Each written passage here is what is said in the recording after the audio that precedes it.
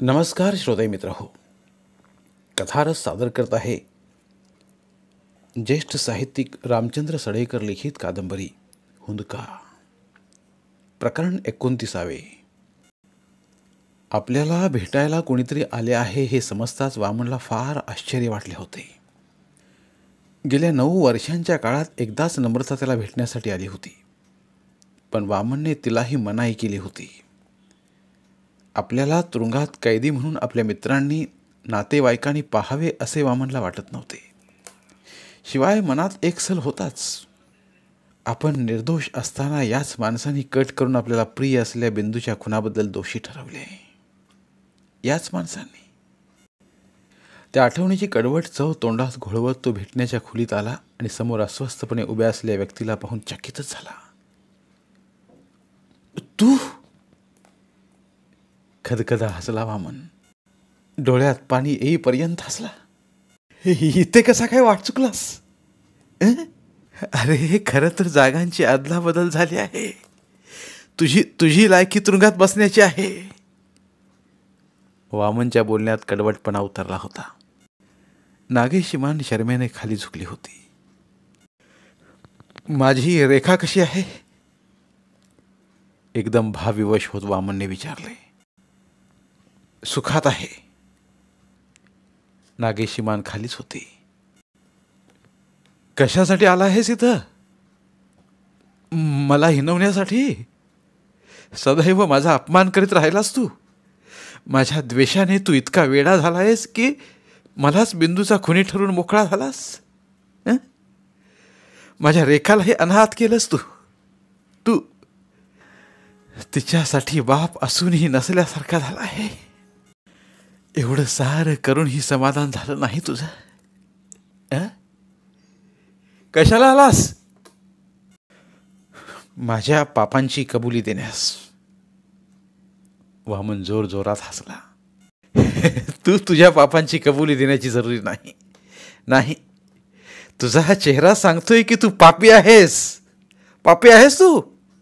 तुझे डोळे सांगत आहेत की तू अपराधी आहेस. बस वामन, बस. माझ्याकडून भयंकर चूक झाली आहे. अक्षम्य अपराध घडला आहे माझ्याकडून. त्या दिवसापासून मी माझे स्वास्थ्य हरवून बसलो आहे. मला माझ्या चुकीचे परिमार्जन करायचे आहे. मी 9 वर्ष तुरुंगात काढल्यानंतर खरे तर त्याच वेळी चूक कबूल करायला हवी होतीस तू. त्यावेळीच वामन निर्दोष आहे असा टाहो तू फोडायला हवा होतास. पण तू घाबरलास. तुझे कारस्थान केलेस ते जगाला कळेल आणि तुझ्याच थोबाडावर सारे जग थुंकेल म्हणून तू घाबरलास. स्वतःचा संसार जपलास. पण माझ्या रेखाला मात्र उघड्यावर आणलास. क्षमा कर मला वामन. केविलवाना झाला होता नागेश. तू क्षमा केली नाहीस तर आयुष्यभर जळत राहण्याचे नशीबी येईल माझ्या. एका आश्रितासमोर मालकाने हात पसरणे योग्य नव्हे नागेश.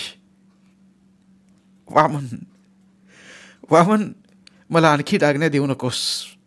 माफ कर मला. हे गुपित एकट्याने जपून ठेवण्याचा भार मला असह्य झाला आहे.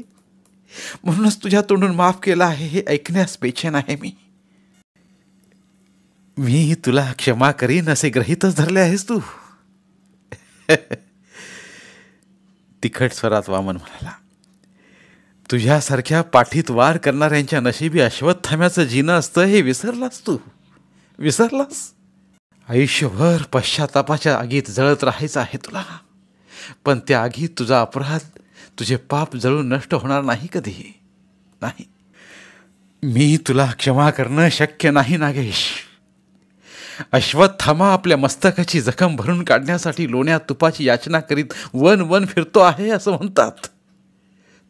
तू अश्वत्थामा नाहीस. तुझी आणि त्याची बरोबरीच होऊ शकत नाही.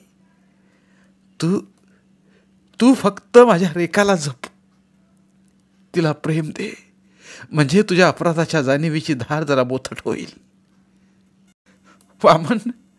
वामन, अरे असा निर्दय होऊ नकोस. नागेश कळवळून ओरडला. पण वामन त्याला एकटाच सोडून परत फिरला होता.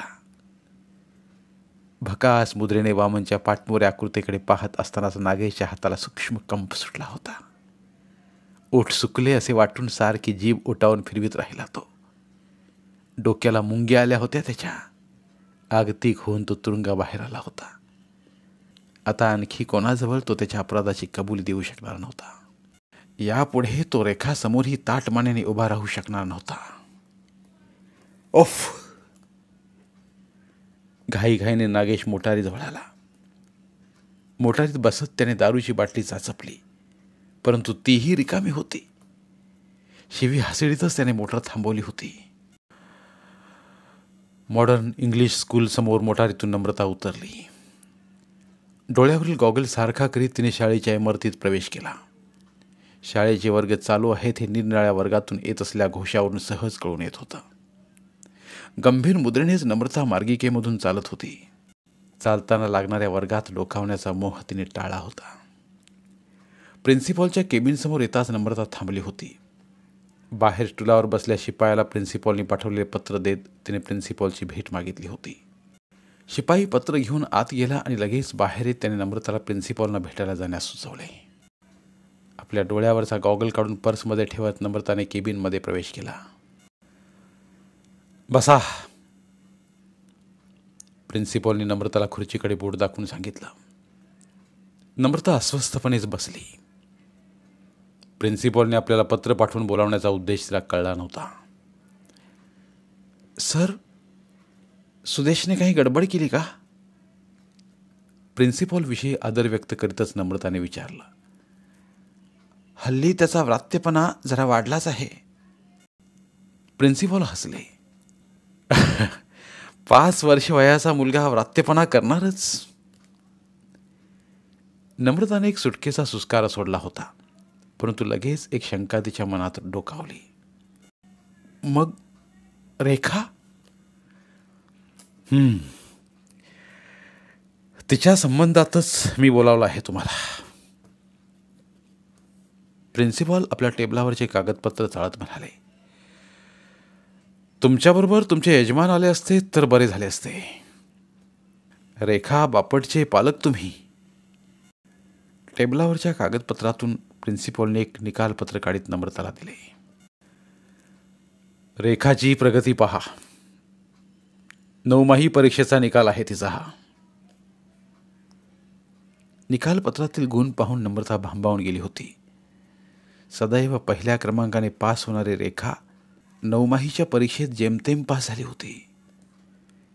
हे रेखाचंच प्रगतीपत्रक आहे? निकालपत्र उलटसुलट करून पाहत नम्रताने विचारले. हीच शंका प्रथम माझ्याही मनात आली होती. प्रिन्सिपॉल गंभीर आवाजात म्हणाले.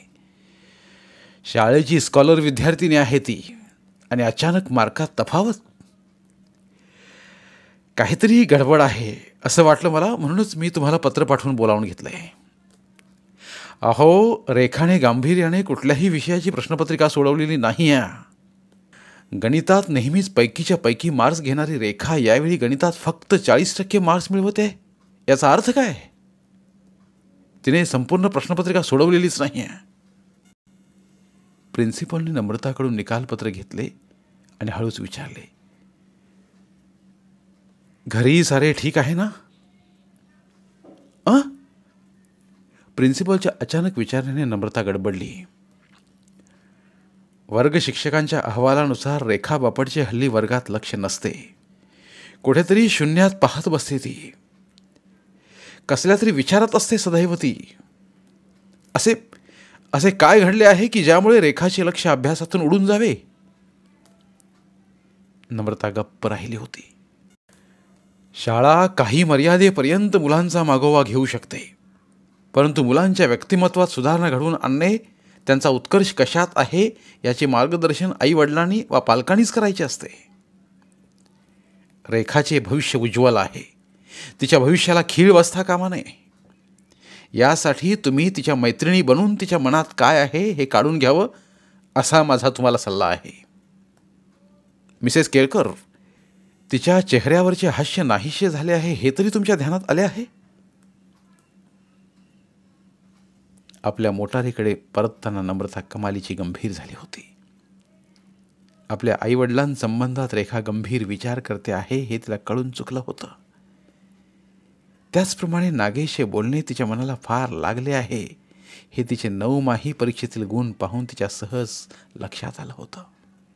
संध्याकाळी सुदेश आणि रेखा शाळेतून परतले तरी नम्रता रेखाला काही बोलली नव्हती. त्यांना दूध आणि खाऊ देऊन ती दिवाणखान्यात येऊन बसली होती. रेखाबरोबर नागेशचाही विचार तिच्या मनात घोळत होता. नागेश नाशिकला जाऊन तुरुंगात वामनला भेटला हे तिला माहीत नव्हतं, परंतु नागेशचे पिण्याचे प्रमाण हल्ली वाढले आहे ही बाब तिच्या लक्षात आली होती. अचानक सुदेशच्या ओरडण्याचा आवाज तिच्या कानावर पडला. विचारातून भानावर येत नम्रता तत्परतेने उठली आणि आवाजाच्या अनुरोधाने तिने दिवाणखान्याच्या खिडकीतून बाहेर डोकावत बंगल्यासमोरील लॉनवर नजर टाकली. भिकूबरोबर सुदेश क्रिकेट खेळत होता, पण रेखा कुठे दिसत नव्हती. नम्रताला चुकल्यासारखे झाले. भिकू, रेखा कुठे आहे?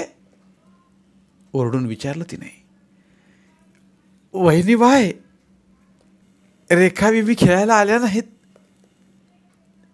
घाईघाईने नम्रता आत वळली. रेखा कुठे असेल या अंदाजानेच तिने त्यांच्या अभ्यासाच्या खोलीत पाहिले आणि रेखाला तिथे पाहून एक सुस्कारा सोडला होता. तिने पाय न वाजवता नम्रता रेखाच्या मागे जाऊन उभी राहिली. जरी ती पाय वाजवत आली असती तरी रेखाचे तिच्याकडे लक्ष गेले नसते, कारण स्वतःच्याच विचारात गर्क होती ती.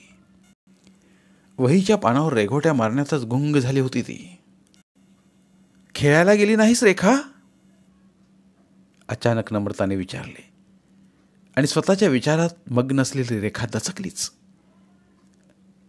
कसला विचार करीत होतीस? कसला नाही मामी. खोटं बोलू नये कधी. रेखाने मान खाली घातली होती. आज मी तुझ्या प्रिन्सिपलना भेटले होते. कशाला? आपले आश्चर्य न लपवता रेखाने विचारले. सरांनीच बोलावले होते. तिच्याकडे एकटक पाहत नम्रता म्हणाली. तुमचे 9माहीचे निकाल लागले? अजून निकालपत्र दिले नाही आम्हाला. तुझे निकालपत्र सरांनी दाखवले मला. यावेळी तू पहिल्या नंबरने पास नाही झालीस. तुला फर्स्ट क्लासही मिळालेला नाही आहे, तर एखाद्या सामान्य कोटीच्या विद्यार्थ्याप्रमाणे 40% मार्क्स मिळवून पास झाली आहेस तू. रेखाने तिची नजर चुकवली होती. अभ्यासात तुझे लक्ष नसते अशीही तक्रार केली सरांनी. तुझ्यासारख्या हुशार मुलीच्या अभ्यासात इतकी घसरण का झाली याचा शोध घेण्यास सांगितले आहे त्यांनी मला. तुला काय म्हणायचे आहे यावर? रेखा खाली मान घालून बसली होती. काय झाले असे? नम्रताच्या प्रश्नाने रेखाला भडभडून आले. इतके दिवस तिच्या मनाचा कोंडमारा तिने सहन केला होता, परंतु आता ती तो अधिक काळ सहन करू शकत नव्हती. स्फुंदून ती रडू लागताच नम्रताने तिला शांत करण्याचा अजिबात प्रयत्न केला नव्हता. ती रडल्यानेच तिच्या मनावर पडलेला ताण हलका होईल असा तिचा अंदाज होता. अभ्यासात लक्ष का लागत नाही तुझं?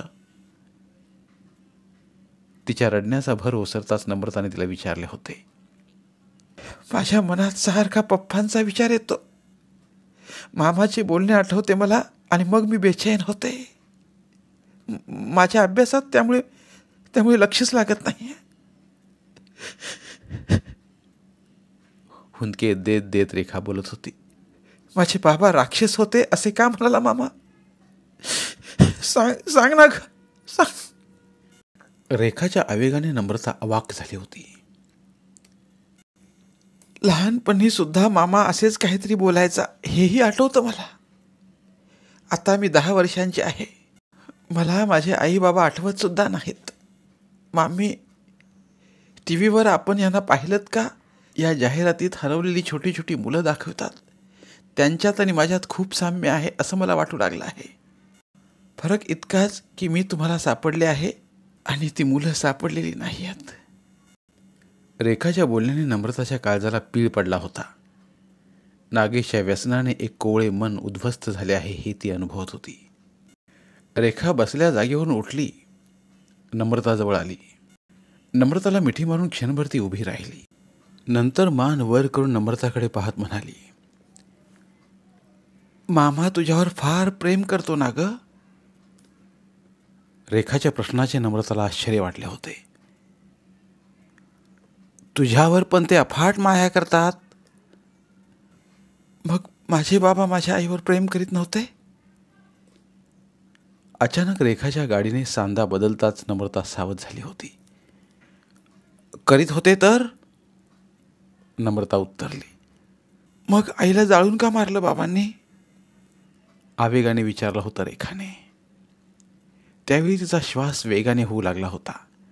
नाकपुड्या फुलारल्या होत्या, ओठी कापत होते.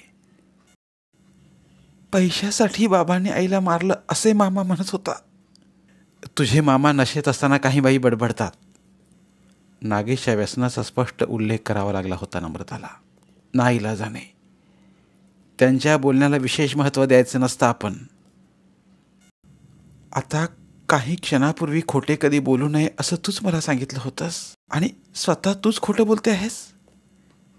नम्रता कसनुसं हसली. माझ्या आईला बाबांनी मारलं हे सत्य आहे, होय ना? त्यांनी तिला जाळून मारलं हेही सत्य आहे, होय ना? किती भयंकर. आपल्याला साधा चटका बसला किंवा हात भाजला तरी किती दुखते. आणि माझ्या आईला जिवंतपणी, आई ग, शहारली होती रेखा. हे सारं पैशासाठी घडलं? हल्ली टीव्हीवर जे हुंड्याला विरोध करणारे आंदोलन दाखवण्यात आले ते अशा प्रकरणासंबंधितच होतं ना? लग्न झाल्यावर श्रीमंत सासऱ्याकडून पैसे आणण्यासाठी नवरा बायकोला छळतो म्हणूनच हे घडतं ना? नम्रता थक्क झाली होती. रेखा कान आणि डोळ्यांचा योग्य वापर करत होती हे समजून आलं होतं तिला. लहान वयातच रेखा मोठ्या माणसाप्रमाणे बोलत असली आणि तिला आलेली समज पाहून नम्रताला तिचं कौतुक आणि काळजीही वाटू लागली होती. माझ्या बाबांनी आईला जेव्हा पेटवलं असेल तेव्हा आईला काय वाटलं असेल? भलभलती विचार करू नकोस तू, नम्रताने दटावलं तिला. दुष्ट होते माझे बाबा. वडिलांबद्दल असं बोलू नये कधी. का बोलू नये? रेखा उसळली होती. माझ्या आईला पैशासाठी जाळून मारणाऱ्या बाबांना मी चांगलं म्हणू? शक्य नाही मामी. मला तर माझ्या बाबांचा तिटकारा वाटू लागला आहे. हो. नम्रता तिच्या बोलण्याने चरकली होती. जन्मटे भोगून तुरुंगाबाहेर आल्यानंतर वामनसमोर कसले ताट वाढून ठेवलेले असणार आहे हे उमजून वामनबद्दल तिचे मन हळहळले होते. आता जर खुळ्यासारखे बोललीस तर मात्र मी रागवीन ह तुला, नम्रता उसण्या रागाने म्हणाली आणि रेखा चटकन तिला बिलगली. कोणीही रागू दे माझ्यावर, पण तू रागू नकोस माझ्यावर मामी. तिच्या बोलण्याने नम्रता कळवळली. चटकन गुडघ्यावर बसत तिने रेखाला जवळ घेतले. मी नाही रागावणार, मायेने तिच्या डोक्यावरून हात फिरवत नम्रता म्हणाली. पण तू अभ्यास करायला हवास. नेहमीप्रमाणे तुझाच पहिला नंबर यायला हवा. घडून गेले त्याचा पुन्हा पुन्हा विचार शहाणी माणसं करीत नाहीत कधी, कारण त्यामुळे आपल्याच मनाला त्रास होतो. माझे बाबा कुठे आहेत सध्या? बघ, पुन्हा तोच विषय. मला पाहायचं आहे त्यांना. मी तुला फोटोचा अल्बम दाखवते, त्यात तू तुझ्या आईला आणि बाबांना दोघांना पहा. मला बाबांना भेटायचं आहे मामी. फाजीलपणा करू नकोस रेखा, नम्रता चिडून म्हणाली. तू आणखी 5 वर्ष थांब, मग मीच तुझ्या बाबांची गाठ घालून देईन. घायाळ नजरेने रेखाने नम्रताकडे पाहिले. प्रॉमिस? प्रॉमिस. नम्रताने तिच्या पाठीवर थोपटले. तिच्याबद्दल नम्रताच्या मनात कणव दाटून आली होती. आता तूही मला प्रॉमिस दे की तू अभ्यासात लक्ष घालशील म्हणून. पहिला नंबर काढशील. रडता रडताच रेखा हसली. मी पहिलाच नंबर काढीन मामी. नम्रताने आवेगाने तिच्या चेहऱ्याचे मुके घेतले. जा, जा आता सुदेशबरोबर खेळायला. मला अल्बम पाहायचा आहे मामी.